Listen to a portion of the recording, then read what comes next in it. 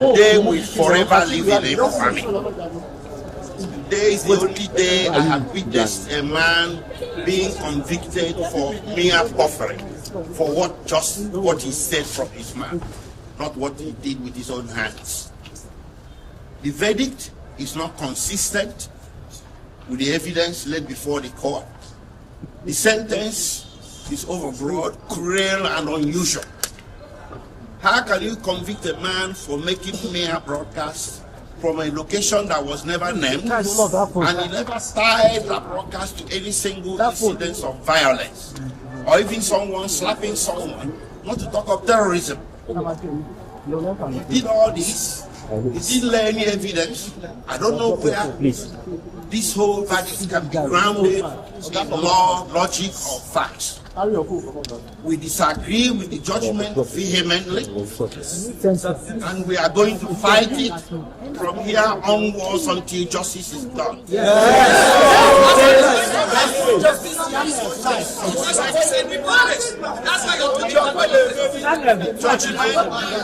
Judgment, politics is based on some tribal, primordial sentiments.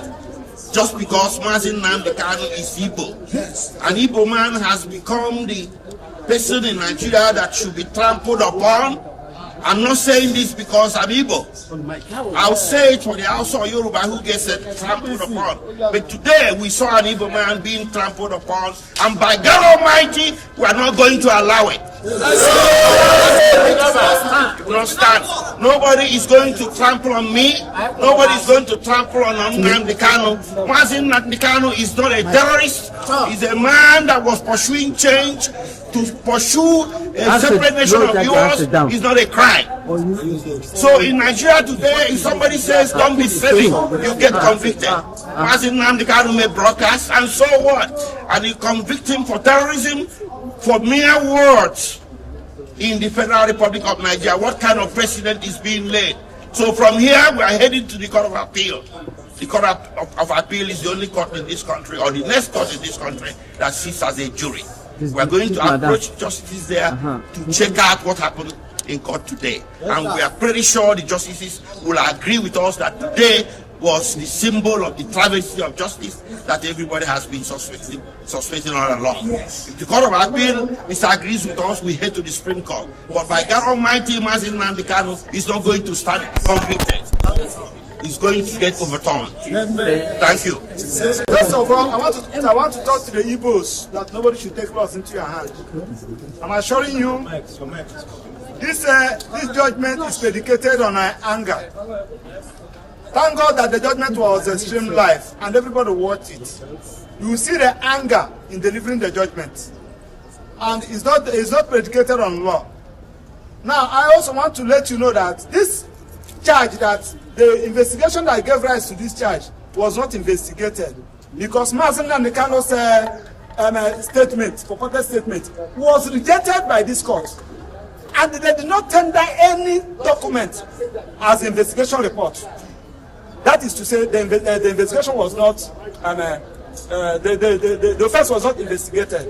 Having said that, also something that happened in court today, Nnamdi Kanu filed a matter in Court of Appeal, and he's asking, my lord, that particular matter I filed in Court of Appeal anchored on this particular issue. Please, can you just suspend this judgment? Let Court of Appeal direct what to do. My lord refused. Now, on the issue of anger, you journalists will bear with Nnamdi Kanu that government, Nigerian government, and the judiciary are not fair to Nnamdi Kanu. What do I mean? Nnamdi Kanu was given judgment by Court of Appeal. Federal government refused to comply with that judgment given by Court of Appeal until after 8 days before the appeal against it. When we get to the Supreme Court directed the prosecution what to do. Amend this particular charge. Nnamdi Kanu was saying that, please, can you amend this charge?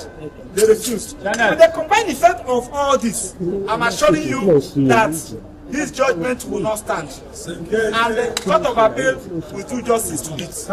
Now, I also want to plead with judiciary. Nnamdi Kanu is representing himself, because the court has given the prosecution a blanket order to detain Nnamdi Kanu wherever they want. They should detain Nnamdi Kanu where we have access to file his appeal, because he has 90 days to file his appeal. And the judge said that the judgment will be ready in the next 15 minutes. And also enjoy the media. We have the record of proceedings from the day they till today. I want you to check the record of proceedings and evidence tendered, reconcile it with the judgment. Now you now see what we are talking about. You are bringing British into this matter, bringing America into this matter. You are now trying to so that the British and America will be against Nnamdi Kanu. Something that was not an issue, that was never tendered, that was never given evidence on, and they are raising the issue. So this is a judgment against the Igbos. This is a judgment against the good people of Southeast, and it's because of Nnamdi Kanu is an evil. You cannot give this kind of judgment to a northern. You cannot give it to a southwestern. You cannot give it to another tribe in Nigeria apart from the Igbos. And we are going to start against it, because it has happened in this country against some other persons, including Abiola. The Igbos join hands together to fight against it. Why should you be our own time and everybody's sitting and acting? It's unfair. Thank you. We started this trial. I refrained from speaking to you at the press because the profession does not allow me to discuss with you what happened in our way from the court. The profession does not allow me to tell people what happened in court. But today, we have come to a final end. This guy, your head inside now. Don't dance more. And therefore, his head is entering now. The head is inside the shop. I one way or the other appreciate the judiciary. Remember, just last Monday, the president was saying, at any time when Nigeria is in big trouble or things, the judiciary has always come to the aid to salvage Nigeria. Again, the judiciary has salvaged Nigeria from its laws, from oppression, prescribed IPOB. The court has also pronounced death sentence on Eastern Security Network, which was the military wing, IPOB. Today, God has brought an end to injustice, oppression, suffered by our brothers and sisters from the eastern states of Nigeria. They will not be able to sleep with their two eyes closed. What is important is that every Nigerian must consider issue of security as his personal business. When you look away, when you compromise, or when you show fear, you are encouraging the miscreants, the vandals, the criminals, the terrorists to fester. This issue ought not to have festered for that long. Nigeria is our own country. We have no other country we can call our own. Secondly, it is our responsibility as Nigerians to help the government by way of information to have during the trial information concerning how several heads of human beings were used very somebody who is a criminal. So just because people are afraid, we all must be courageous enough to confront terrorism, criminality, and all sort of things. I know that, political insinuations or perspective will be put to this matter. I was in court in there when somebody was saying, oh, Yoruba, oh, Hausa, oh, Igbo.